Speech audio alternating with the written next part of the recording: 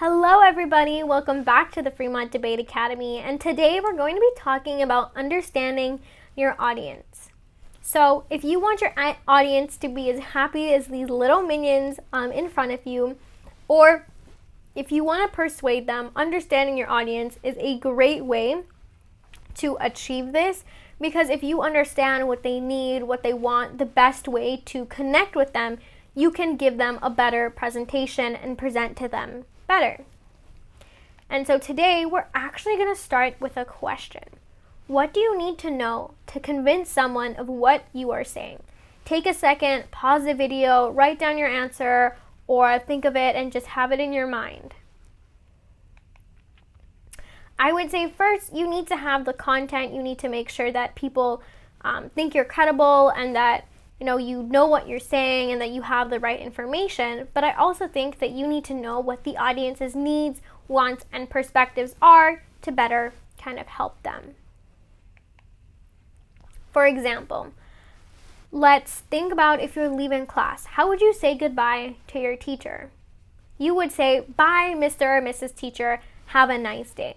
But how would you say goodbye to a friend? You would probably say, "Bye, bro, see you later."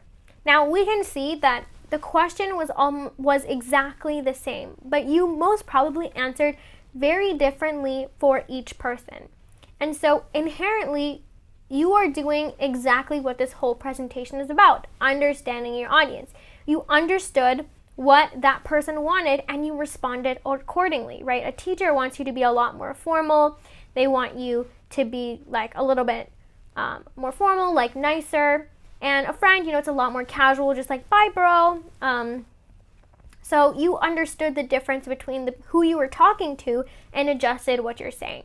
And so you would do the same thing in a speech. Here's another example. You want a new toy and you have to convince your mom or your older sibling to buy it for you. Now think about, how would you convince your mom? How would you convince your sibling?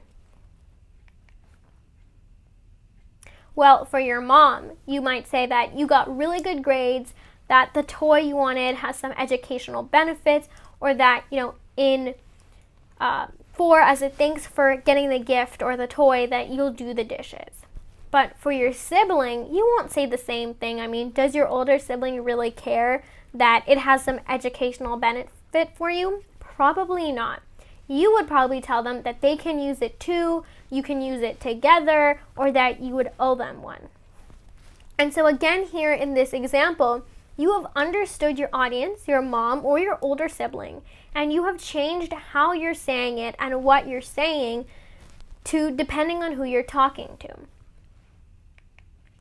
And so let's actually get into what are the steps that you can use to understand your audience better. First, you want to identify who your audience is. Who are they? Who are you actually talking to?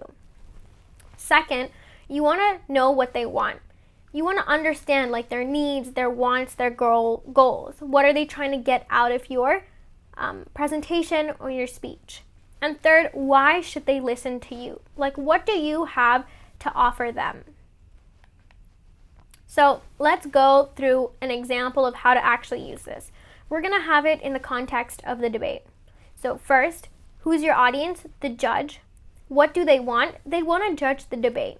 But what do they need? What does a judge personally want?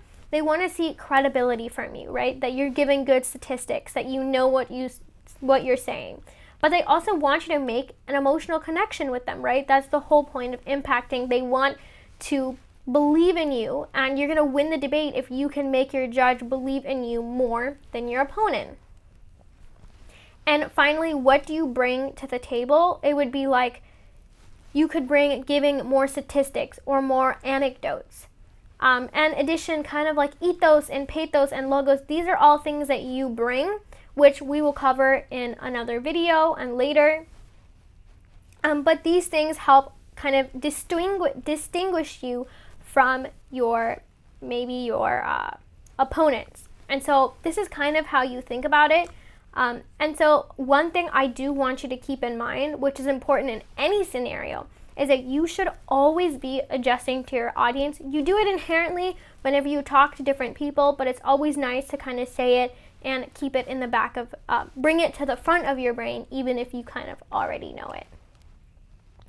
So some helpful tips of how to adjust to your audience, learn in the context of a debate, is learn if you have a lay or flow judge. For example, if your judge is a parent, use that to your advantage. Like, talk about their kids and their future when you're impacting. Right there, you've understood who the judge is. You know what they want. You know that you can make the most impact if you talk about their kids. And therefore, if you bring that to the table, you're more likely to win. And this kind of works for your opponents as well. Understanding them will help you identify their weaknesses. It'll help you identify like how you can best respond. And the best thing I like to give an example is counter arguments, right? You go into a debate prepared to refute. When you're refuting, you are in some ways understanding your audience because you are understanding what they might kind of respond to your points with, or what their points might be, and you're preparing for that. In addition, if you understand like in the speech how they're speaking, or if you can understand like some of their actions or what they do, it can help you identify like if they start to stutter or if they say something else. You know, it can help you become a better speaker and better be their opponent. So here are some common misconceptions about understanding your audience and audiences in general. A lot of people think audiences aren't important, and they're actually really important when you're speaking. They aren't just like quiet spectators. The whole point of giving a speech is to engage your audience, or engage and convince a person to believe in your idea. And how to act as an audience can definitely affect a speaker. So if you're ever an audience member, remember to always be respectful, listen quietly, try not to be distracting, and if you have to, like, take notes. And I also understand that a lot of times people can get scared, and audiences can be really hard. Like, if you're speaking and no one is laughing at your jokes, or they're not giving you the response you thought that you would have on them, or they're kind of just being hard and they're like stone facing you, it's totally okay. A lot of people do that. Just try not to let them affect you. And the same way, right, if you're an audience, try not to kind of be too hard on your speaker.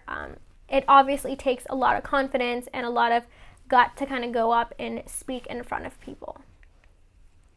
So thank you so much for watching our video. Like and subscribe for more content.